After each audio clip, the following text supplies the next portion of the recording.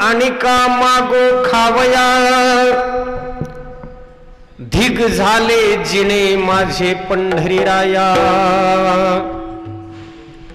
तुझे दास्य करू आणि का मागो खावया, धिग झाले जिणे माझे पंढरी राया, काय गा विठोबा तुझ आता म्हणावे, शुभाशुभ गोड तुम्हा थोरांच्या दैवे, संसाराचा धाक निरंतर आम्हासी, संसाराचा धाक निरंतर आम्हासी, मरण भले परी काय अवकळाईसी, काय गा विठोबा तुझ आता म्हणावे, शुभाशुभ गोड तुम्हा थोरांच्या दैवे, तुझा शरणागत शरण जाऊ आणि कासी,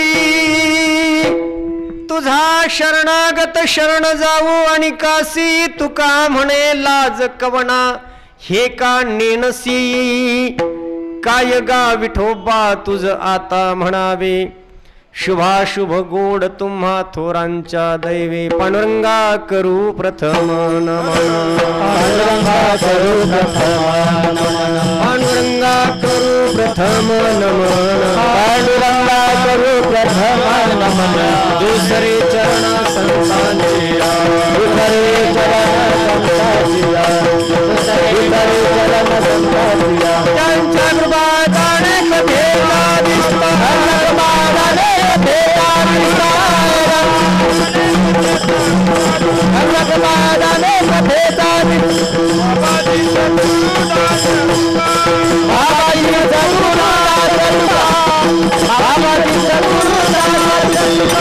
अलंकापुरी रम्य सिंहासनस्थौ पदाम्भोज तेजस्फुरद्दिक् प्रदेशं, विधीन्द्रादिदेवैः सदा स्तूयमानो, समाधिस्थमूर्तिं भजे ज्ञानदेवं, नमो ज्ञानेश्वरा नमो ज्ञानेश्वरा, निवृत्त्युदारा सोपानदेवा, मुक्ताबाई नमो त्रिभुवन पावनी आद्यत्रय जननी देवाची, नमो सद्गुरु तुकया ज्ञानदीपा, नमो सद्गुरु सच्चिदानंद रूपा, नमो सद्गुरु भक्त कल्याण मूर्ती, नमो सद्गुरु भास्करा पूर्ण कीर्ती.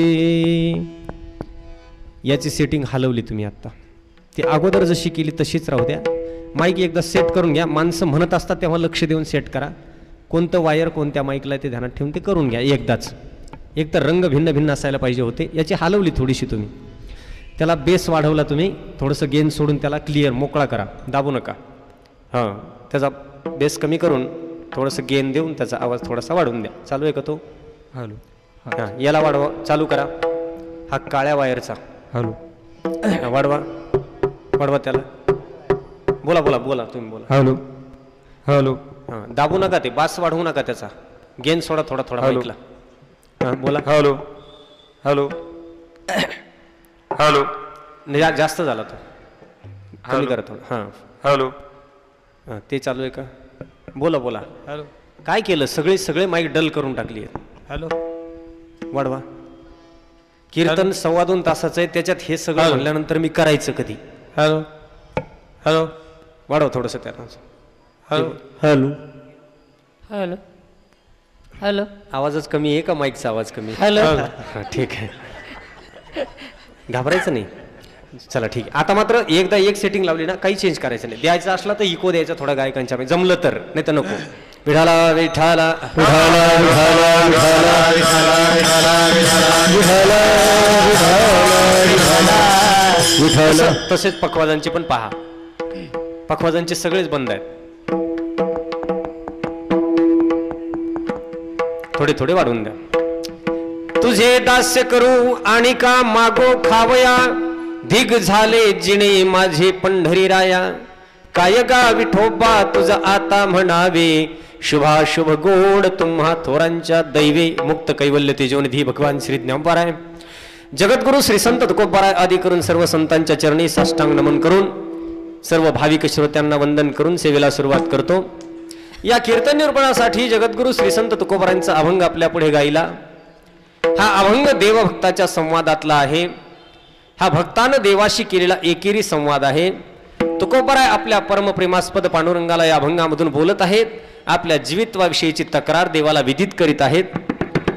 महाराज देवाला स्वतःच्या दास्यत्वाची पराकाष्ठा सांगत असताना त्यांच्या जीवनामध्ये अंतःकरणाच्या दृष्टीने जे काही दारिद्र्य आहे, पुन्हा एका पारमार्थिक दृष्ट्या अंतःकरण दृष्ट्या जे दारिद्र्य त्यांना दृष्टीपथात आलं, जीवन जगत असताना सामान्य पामरासारखी दशा हृदयामध्ये उत्पन्न झाली, त्यावेळी आपल्या देवाला तुकोबराय जाब विचारतात की बाबा, भक्ती तुझी करतो, दास्यत्व तुझं करतो, आणि मला माझ्या अंतःकरणातल्या दारिद्र्यामुळे माझ्या वासनांच्या आणि आकांक्षांच्या तृप्तीसाठी विषयाच्या दारात उभं राहावं लागतं, मला खाण्यासाठी दुसऱ्याला मागावं लागतं.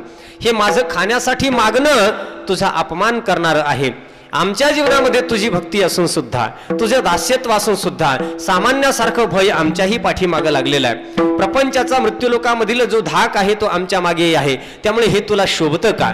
आणि दुसरी गोष्ट, भक्ती तुझी करीत आहो, तू त्रैलोक्याचा स्वामी आहे, तुझ्यामध्ये अनेक शक्ती आहेत, तू ठरवलं तर ब्रह्मांडामध्ये काही होऊ शकतं, आणि अशा तुझ्या दासाच्या जीवनामध्ये जर दुःख असतील तर तुला त्याची लाज वाटायला नको का? आणि समजा तुझी भक्ती सोडून आणि तुझं दास्यत्व सोडून आमच्या दुःखाच्या निवारणासाठी आम्ही जर दुसऱ्याकडे गेलो, दुसऱ्याचं दास्यत्व करू लागलो, दुसऱ्या शक्तीला शरण गेलो, दुसऱ्या देवतेला शरण गेलो, तर याची लाज कुणाला वाटायला पाहिजे हे तुला कळत नाही का? विठाला विठाला विठाला विठाला विठाला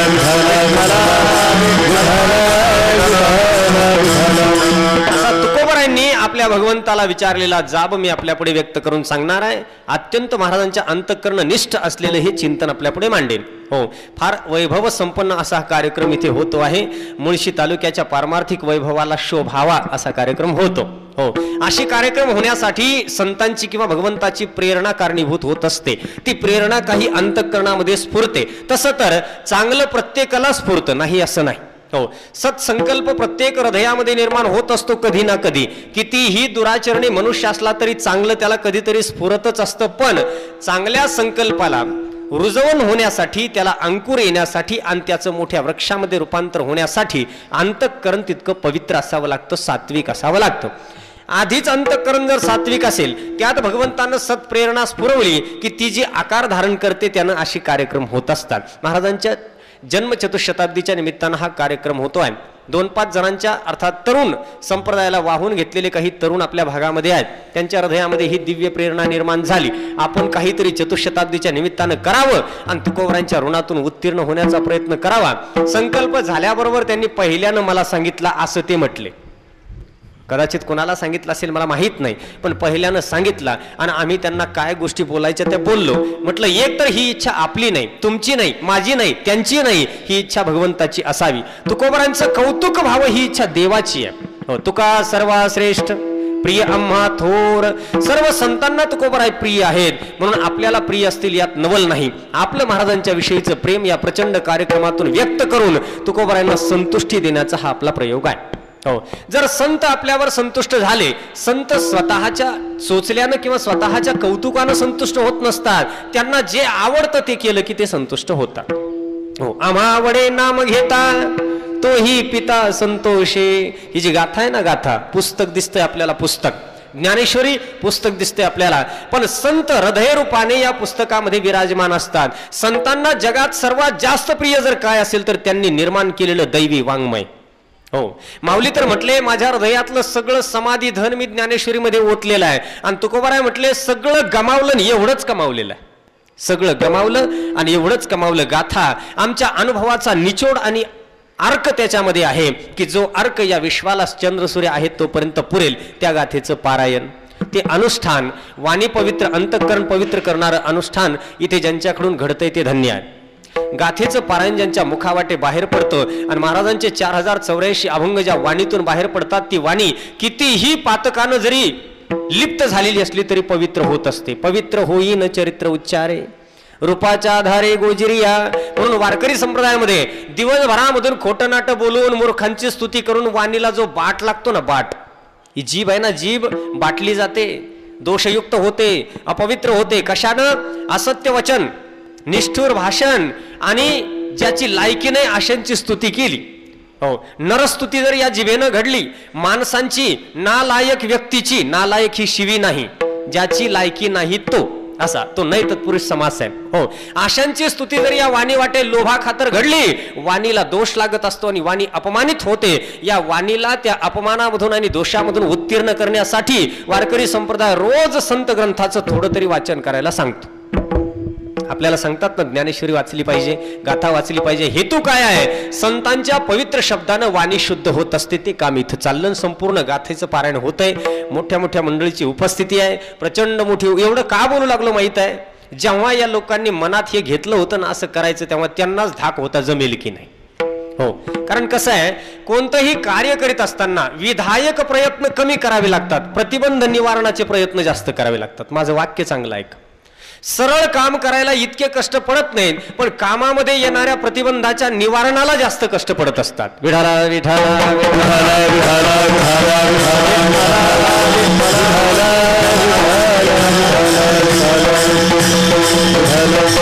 प्रतिबंध येणं स्वाभाविक आहे. काय माहित आहे, कधी कधी मनुष्य दुराग्रहानं काही गोष्टी मनात घेतो. तुकोबारांच्या अभंगाच्या आधारे सांगेल, मला स्वतंत्र बोलायची काही गरज नाही. हो, देव विश्वाला चालवतो म्हटलं की कर्तृत्व आपल्याकडे येतच नाही. हे किमान पारमार्थिकांना तरी कळणं गरजेचं आहे, सामान्य माणसाला कळो न कळो. जर विश्वाला काय, आपल्या भाविकतेचं मूळ बेसमेंट काय आहे? हे ब्रह्मांड देव चालवतो आहे. या विश्वातलं पानही त्याच्या आज्ञेशिवाय हलत नाही, असं जर आपण म्हणत असू तर प्रत्येक कृत्याचं किंवा प्रत्येक सत्कर्माचं, संकल्पाचं श्रेय देवाकडे जात असतं. पण महाराज म्हटले, काही दुराग्रही माणसांना उगीच वाटत असतं की माझ्यामुळे हे होतं. अभंग त्यांचा आहे. त्यांनी सांगितलं, गावात जुन्या काळामध्ये जेव्हा घड्याळ उपलब्ध नव्हती, घड्याळ, त्या काळामध्ये कोंबड्याच्या आरवण्यावर माणसं उठायची आणि कामाला लागायची. एकदा गावात रोग आला, सगळेच कोंबडे मेले. एका म्हातारीचं एकुलतं कोंबडं जिवंत राहिलं. आता म्हातारीला वाटायला लागलं, माझ्याकडेच कोंबडं आहे, आता कुणाकडे कोंबडं नाही, त्यामुळे माझं कोंबडं आरवतंय म्हणून सूर्य उगवतो, माझं कोंबडं आरवतंय म्हणून लोकांचं काम सुरू होतंय, म्हणून लोक सकाळी उठून उद्योगाला लागतात. म्हणून कुणाचंही भांडण झालं की म्हातारी म्हणायची, दिवसालाच उगू द्यायची नाही. हो, माझं कोंबडं ओरडतंय म्हणून दिवस उगवतो. एकदा म्हातारी दुखावली गेली, कोणीतरी तिला काहीतरी त्रास दिला. ती म्हणे, मला त्रास देता, मी कोंबड्यालाच उद्या ओरडू देणार नाही, बघते कसा दिवस उगवतो, बघते लोक कशी कामाला लागतात. रात्री म्हातारीनं कोंबड्याची चोच दोरीनं बांधली आणि कोंबडं खोराड्यात कोंडून टाकलं आणि आनंदात झोपली की उद्या माझा कोंबडा ओरडणार नाही आणि दिवस उगवणार नाही. हो, पण नियमाप्रमाणे कोणता सूर्य काही कोंबड्याच्या आरवड्यानं उगवत नसतो, तो त्याच्या पद्धतीने उगवला. म्हातारी जागी झाली, पाहते तर दिवस उगवलेला दिसतोय, पण कोंबडा आरवला दिसतो. तिला वाटलं कोंबड्यानं कदाचित दोरी सोडली असावी, सवयीप्रमाणे तो आरवला असावा, म्हणून जाऊन पाहते कोंबडा मरून पडला. अभंग तुकोबारांचा याला आधार आहे. नारडे तरी काय नुजेडे कोंबडे, करून या वेळे आग्रहो दावी. म्हणून प्रचंड काही जर होऊ लागलं असेल, समजायचं ही देवाची इच्छा आहे आणि त्यामधून बाजूला राहून आपलं व्यक्तित्व दूषित करण्यापेक्षा त्याच्यामध्ये सम्मिलित होऊन मोठं व्हायचं असतं. विठाला विठाला विठाला विठाला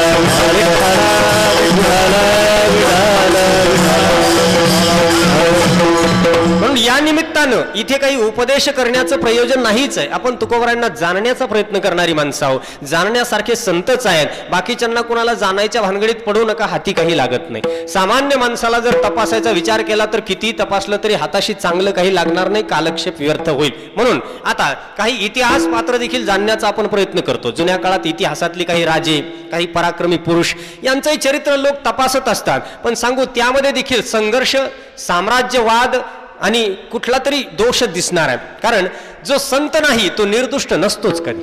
हो, निष्कलंकता फक्त संतांनाच प्राप्त आहे. देवाला देखील निष्कलंकतेसाठी झगडावं लागलं. पण देव हा जीवाच्या कक्षेच्या पलीकडे असल्यामुळे देवाचं चरित्र आपण तपासत बसत नाही. पण संत सोडून कोणाची तपासणी करूच नाही, फार काही चांगलं हाताला लागेल असं नाही. राजे लोकांचे चरित्र प्रेरणादायी आहेत, स्फूर्ती देणारे आहेत, पण माणसाची भोग लालसा देखील वाढवणारे आहेत. कारण राजे भरपूर बायका करायची, बरोबर आहे. मग त्यांच्या अनेक बायका. हो, पेशव्यांच्या चरित्रामध्ये असं काही ऐकायला मिळतंय की त्यांनी 65व्या 70व्या वर्षी देखील पुन्हा पुन्हा लग्न केलेली. हो, राजे वाटेल तेव्हा लग्न करायचे, हाही भाग चरित्रामधून पुढे येतोच की नाही. हो, राजांचं आय्याशी जीवन, बऱ्याचशा काही राजांचं 500-500 400-400 पत्न्या करणं, पुन्हा पुन्हा बोहल्यावर चढणं, त्यांचा तो डामडौल, त्यांचा तो थाटमाट, हे चरित्रामध्ये जर पाहायला मिळालं तर वाटतं आपलं जरा कमीच आहे अजून. हो, त्यानं होतं काय, माणसाच्या भोगी वृत्तीला खतपाणी मिळण्याचा संभव असतो. मनुष्य मुळातच घसरणार आहे, त्याला घसरायला कारण पाहिजे फक्त. विठाला विठाला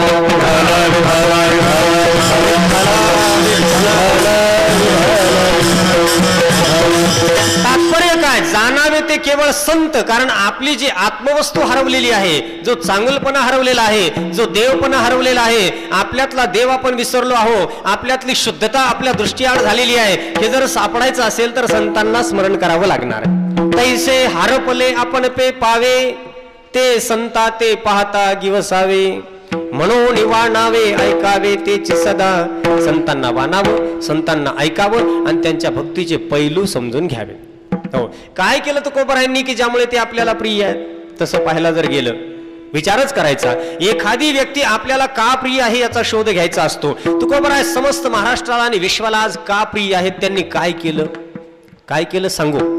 हो, त्यांनी व्यावहारिक दृष्टीनं काय केलं मला माहित नाही. पारमार्थिक श्रीमंतीचे ते धनी झाले. हो, श्रीमंत झाले. श्रीमंत संत श्री तुकोबाराय असं आपण त्यांना म्हणतो. ही श्रीमंती हृदयामधली आहे, ती पारमार्थिक श्रीमंती आहे. जगामध्ये व्यावहारिक श्रीमंतीनं जग विकासाच्या दिशेने कितीही झेपावत असलं तरी अत्यंत खेदानं सांगावं लागतं की अंतःकरणाच्या दृष्टीनं लोक दरिद्री होऊ लागलेले आहेत. हे दारिद्र्य दूर करण्यासाठी, हृदयामध्ये सद्गुणांचं बीजारोपण होण्यासाठी आणि हृदयाची श्रीमंती वाढवण्यासाठी आता संतांना शरण गेल्याशिवाय पर्याय नाही. विठाला विठ्ठल.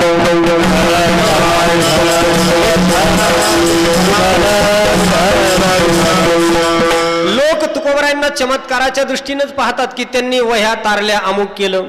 हो, त्यांनी दाह शांत केला, ते सदेह वैकुंठाला गेले, हे झाले त्यांच्या जीवनातील दैवी चमत्कार. पण त्याही पेक्षा त्यांनी सद्गुण आणि सदाचरण या दोन मार्गांना पुष्टी दिली आणि ते मार्ग आपल्या जीवनात आचरून दाखवले. मनुष्य जातीचं हित साधण्यासाठी नेहमी समाजामध्ये सद्गुण आणि सदाचरण या दोन गोष्टीचं आचरण करणारी लोक नेहमी असावे लागत असतात. कारण सगळ्यांनीच नागव व्हायचं जर ठरवलं तर एक वेळ अशी येते की नागवा नागव्याला पाहून हसत सुद्धा नाही. हो, मनुष्याचं नागवे पण कपडे घातलेल्या माणसामुळे दिसून येत असतं. सर्वच नागवे झाले तर ते कोण कोणाला हसणार? पर्यायानं नागवे पण ही जगाची नीती ठरेल. सर्वच जर भोगी झाले तर भोगीपणा ही जगाची नीती ठरेल. परिणामी मनुष्य जातीचा नाश होईल. भोगी समाजामध्ये, चंगळवादी समाजामध्ये देखील संतांना अनुसरणारे आणि आपल्या वर्तनानं जगाला लाजविणारे सिद्ध पुरुष नेहमी असावे लागत असतात. आजही आपण पहा, समाजात सात्विक, सदाचरणी आणि पारमार्थिक विचारसरणीची माणसं दिसली, कितीही मनुष्य वाया गेलेला असला तरी लाजतो तो. नवल सांगू तुम्हाला, हो, आम्ही कोण आहो? कुणीच नाही, साधारण वारकरी संप्रदायाचे सेवक. हो, पण आश्चर्य आहे की वृद्ध माणसं, आमच्या बापाच्या आजोबाच्या वयाची माणसं देखील आम्हाला पाहून सिगारेट लपवतात, विडी फेकतात. काय कारण आहे? आम्ही काही म्हणणार आहे का? आम्ही पैसे दिले का? आम्ही काही, कोण बोलेल? हो, बोलून कोणाला बोलायचं काही संबंध नाही. आम्ही काही म्हणत नसतो, काही बोलत नसतो, पण आपोआपच लाज वाटते आणि ती वस्तू मागे जाते. याचं काय कारण असावं? गुटखा खाल्लेला असला माणूस की गुटखा थुंकून तोंड धुवून आमच्या जवळ येऊन बसतो, लाजतो. कुठे रस्त्यावर कुठे जर कोणी गाड्यावर काही खात असला आणि चुकून गाडी जर दिसली ना, तो असा तोंड वळवतो, तिकडं तोंड करतो. या क्रिया का घडतात माहित आहे? का घडतात? मनुष्याला चांगलपणाबद्दल प्रीती आहे, फक्त त्याला वागता येत नाही. प्रत्येक माणसाला चांगलं होणं आवडतं का? तो मूळचा चांगला आहे ना. तो का म्हणे, हा तो स्वये परब्रह्म मूर्खनेने वर्म संत चरण, मुक्त होता परी बळे झाला बध, मुक्त होता परी बळे झाला बध, मुक्त होता परी बळे झाला बध, मुक्त होता परी बळे झाला बध, मुक्त होता परी बळे झाला बध, मुक्त होता परी बळे झाला बध, मुक्त होता परी बळे झाला बध, मुक्त होता परी बळे माझे माझे, घेऊन या छंद माझे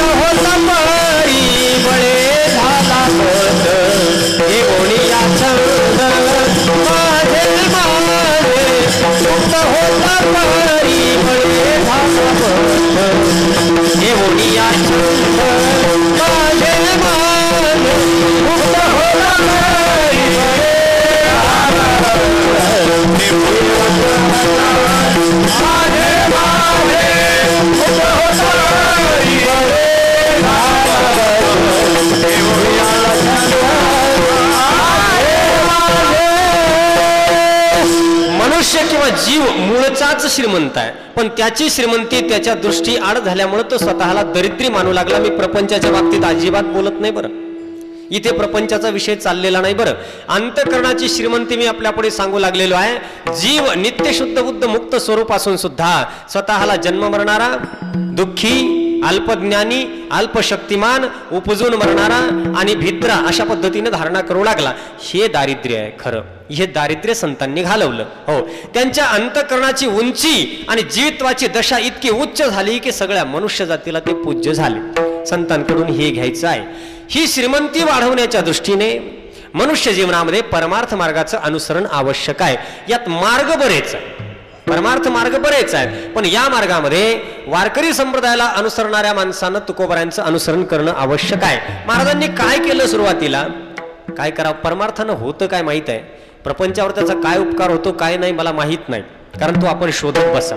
संतांच्या कृपेनं, देवाच्या कृपेनं यश मिळतात, प्रपंच मोठा होतो की नाही होतो हे मला सांगायचं नाही, ज्याचा त्याचा तो श्रद्धेचा प्रश्न आहे. पण परमार्थानं हृदय मात्र पवित्र होत जातं, कणाकणानं शुद्ध होत जातं, हिऱ्यासारखं आणि पाचूसारखं तेजस्वीपणे लकाकू लागतं आणि आत्मप्रकाश जगात पसरू लागतो. ही श्रीमंती जरा वेगळा आनंद देणारी. हो, पहा तुम्ही, व्यावहारिक श्रीमंती आनंद देणारी नाही, जगाचा मत्सर ओढवून घेणारी आहे, भीती उत्पन्न करणारी आहे. विश्वातली श्रीमंती, माणसं फार श्रीमंत झालीत आता, पण भयग्रस्त झालेली आहे. हो, व्यावहारिक श्रीमंती मनुष्याच्या जीवावर उठत असते कधी कधी. हे मला फार विस्तारानं सांगायची गरज नाही, आपण त्या प्रक्रियेमधून जात आहात. माणसं माणसांची किती वैरी झालेत हे आपल्याला सध्या दिसत आहे. हो, मी वाक्य सांगेल आपणाला की जी बहीण मोठ्या प्रेमानं आपल्या भावाला अनेक वर्ष राखी बांधायला येत होती, मोठ्या प्रेमानं त्याच्या तोंडामध्ये पेढा घालत होती, मोठ्या प्रेमानं आपल्या भावाच्या मुखावरून हात फिरून त्याला औक्षण करीत होती, तीच बहीण 10 वर्षाच्या काळामध्ये, सगळ्या नाहीत पण बऱ्याच, हो सगळ्या नाही पण बऱ्याच, त्याच बऱ्याच बहिणींनी भावाच्या विरोधात कोर्टामध्ये दावे टाकले जमिनीच्या हिश्श्यासाठी. श्रीमंती माणसाला माणसापासून तोडते, श्रीमंती जगामधील नातेसंबंधावर गदा आणते. आपल्याकडे आलेलं हे जे द्रव्याचं संकट आहे हे नात्यांवर आघात करू लागलेलं आहे, याचं आपल्याला ज्ञान नाही. माणसाची माणसापासून ताटातूट होऊ घातलेली आहे, हे काही चांगलं लक्षण आहे अशातला भाग नाही. हे का होऊ लागलेलं आहे? अर्थात मूळचाच जीव स्वार्थी आहे, माझे माझे. हो, मात्र काय आहे, मनुष्याच्या ठिकाणचा जो आसुरीपणा आहे ना, राक्षसीपणा, हा बाहेर येतो कधी? त्याला संपत्तीचं बळ मिळाल्यानंतर. विठाला विठाला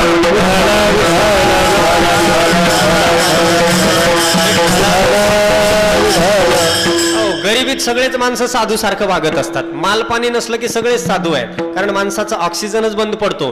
पण द्रव्य आल्यानंतर त्याच्या ठिकाणचा राक्षस आणि भोगी किंवा चंगळवादी पुरुष बाहेर पडतो. राक्षस म्हणजे शिंगावाला नाही, हो, चंगळवाद, लंपटता आणि स्वार्थ, अहंकार या सर्व विकारांनी पीडित झालेला जीव म्हणजे राक्षस आहे.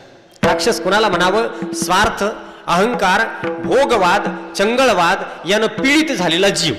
हो, अशी राक्षसी प्रवृत्ती बाहेर पडू लागते. व्यावहारिक विकासानं मनुष्याच्या ठिकाणचा राक्षस हा बळ धरत असतो आणि ते आपल्याला दिसू लागलेलं आहे. आता अशा प्रसंगी या व्यावहारिक श्रीमंतीला किंवा या व्यावहारिक विकासाला शीतळपणे सहन करण्यासाठी अंतःकरणाच्या श्रीमंतीची गरज, आज त्याची खरी गरज आहे. हो, नाही तर काही दिवसानं स्थिती मोठी वाईट होईल.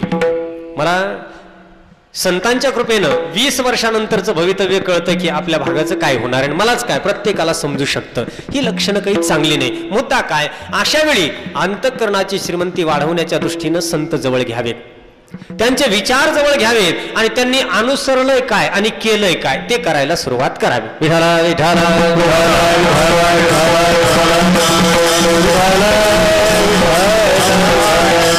दोन बाजूने संतांना स्वीकारा. हो, एक तर समग्र जीवन संतांचं आपल्याला आदर्शवत आहे, परंतु ते आवश्यक नाही. सगळ्यांनी तुकोबरा होण्याच्या भानगडीत पडू नका, कुणी होतही नसतं.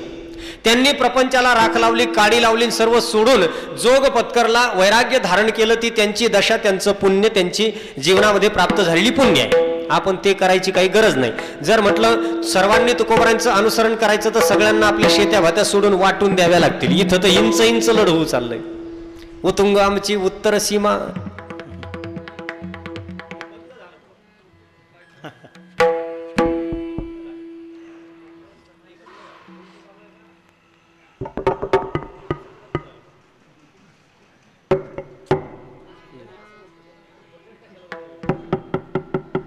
चालू होतंय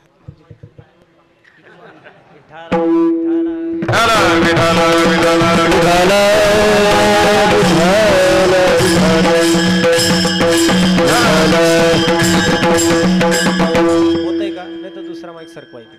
हा द्या येऊ द्या. कोणता येत आहे? अरे होऊ लागलं सुरू. वा वा ठीक आहे. झालं असू द्या. मुद्दा काय आहे, मला फक्त तुकोबारांना कुठपर्यंत अनुसरायचं ते सांगायचंय.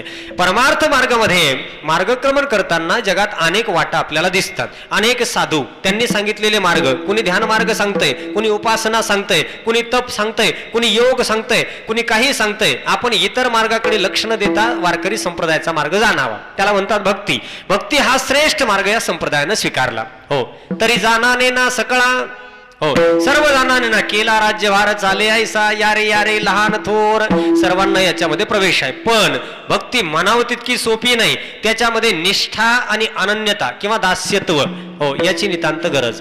भक्ती आपल्याला वाटेल तशी नसते होत, आणि वाटेल तशी भक्ती करायला इतर देव पडलेले आहेत. नाहीतरी आपण ज्या ज्या देवांच्या पूजे खातर जे जे काही करतो, मी फार अभ्यास केलेला आहे मुळशी मावळ भागाचा. हो, काही काही देव आपल्या पूजेचे स्वरूप आहेत आज, पण त्याच्यासाठी आपण जे काही करतो मनाला विचार जर केला तर खरोखर त्या देवाला ते आवडत असेल का, असा माझा प्रश्न आहे. बापूजी वाजवून आलो मी येता येता, नेहमीच येतोय.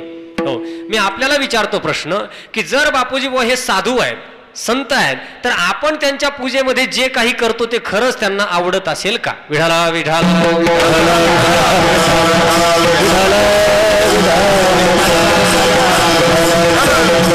4 वर्षापूर्वी मी तिथंच येऊन बऱ्याच पद्धतीने त्याचं चिंतन मांडलं. लोकांनी शेवटी मला काय बोलत नसतात माणसं, पण जाऊ दे, ते उगीच आपल्या याच्यावर येतात, त्यांना बोलवणंच नको, काही हरकत नाही, ठीक आहे. अशाही पद्धतीचे लोक जगामध्ये आहेत. मुद्दा काय, वारकरी संप्रदाय भक्तीला एक कक्षा सांगतो, त्या कक्षेनं ती चालत असते. करायचं ना काहीतरी परमार्थामध्ये संतांनी सांगितलं तितकंच करावं, उगीच काहीतरी करण्यात काही अर्थ नाही. पालथ्या लोडानं पाळी घालणारा किंवा कुळा हाकणारा माणूस शहाणा कधी असेल का? पालथ्या लोडानं कुळव हाकणे, आता कुळवच हाकत नाहीत कोणी, त्यामुळे हे जरा कळायचंच नाही. जानूळ वर पास वर लोड पालथं घातलंय, दामडतोय बैल, अरे उपयोग नाही ना काही. आपला परमार्थ पालथ्या लोडानं कुळव हाकल्यासारखा आहे. कहा गए थे तो कहीं नाही, क्या लाए तो कुछ भी नाही. पंढरीला जाऊन आले, अजून इकडे गेले तिकडे गेले, हा देव तो देव, जसं वाटेल तसं करणं म्हणजे परमार्थ नाही. हो, परमार्थामध्ये दास्यत्वाची नितांत गरज आहे. तुकोबारायांनी सगळ्यात अगोदर आपल्या जीवनामध्ये दास्यत्वाची पराकाष्ठा साधली. एकच देव पांडुरंग जीवनात स्वीकारला. हे जरा धाडस करावं लागत असतंय. हो, वारकरी संप्रदाय भिन्न भिन्न आणि अनंत देवतेच्या उपासनांना पूजेला कधीही परवानगी देत नाही. आता तपासा, आपण नक्की वारकरी संप्रदायी आहोत का? विठाला विठाला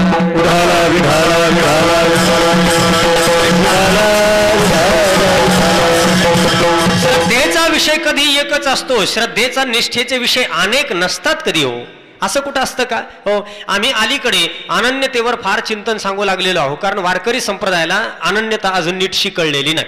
हो, आपण जरी माळकरी असलो, जरी पांडुरंग आपला देव असला, जरी आपण एकादशी व्रत करीत असलो, तरी तेवढ्यानं आपलं भागलेलं नाही. पांडुरंगाचे आपण भक्त आहो, पण पांडुरंगाचेच भक्त नाही. हेच कशासाठी आहे? इथे निष्ठा सिद्ध होते, इथे अनन्यता सिद्ध होते, आणि या 2 गोष्टी भक्तीमध्ये आवश्यक आहेत. तुकोबारांनी हे करून दाखवलं. अनन्यतेनं एकाचाच आधार केला पांडुरंगाचा, सर्व काही त्यागलं त्याच्यासाठी. हो, याला दास्यत्व म्हणतात. दास्यत्वाचा अर्थच आहे की ज्या देवतेचा जो दास आहे तो त्या देवतेला सोडून दुसऱ्याला देवता म्हणत नाही. हो, आम्हा विष्णुदासा एकविध भाव न म्हणू या देव आणि काशी. जमणार आहे काय? विचार करायचा. बरं, आपली भक्ती जरा तपासून पाहिजे तुकोबारांच्या भक्तीला जोडून, तर उपयोग आहे, नाही तर काय फायदा आहे? एवढं आरिष्ट नाही करू शकत का आपण? महाराजांनी पांडुरंगाच्या शक्तीवर किंवा आपल्या श्रद्धेच्या जोरावर पांडुरंग सोडून इतर देवतांना नाकारलं, आपल्या जीवनात स्थान दिलंच नाही. मी दास्यत्व सांगेल. हो, पण आपलं तेवढ्यानं धकणार नाही, भागणार सुद्धा नाही. एका माणसाला 50-50 देव लागतात. वा, मला तर नवलच वाटतंय लोकांच्या श्रद्धेचं भक्तीच. एवढे कुठे देव लागतात का? हा, देवाऱ्यामध्ये 100-100 देव आहेत एका घरात. माणसं घरात 5 आणि देवाऱ्यात देव 50. हो, खडे गोटे दगड पत्रे पुत्रे काय आणून ठेवलेत किती माहित नाही. भक्ती एका चेष्टा आहे का गंमत आहे ती? पोर खेळ नाही तो. अरे अंतःकरणानं करायचा विषय आहे. मनुष्याचं दिव्य कल्याण आणि परमकल्याण साधून देणं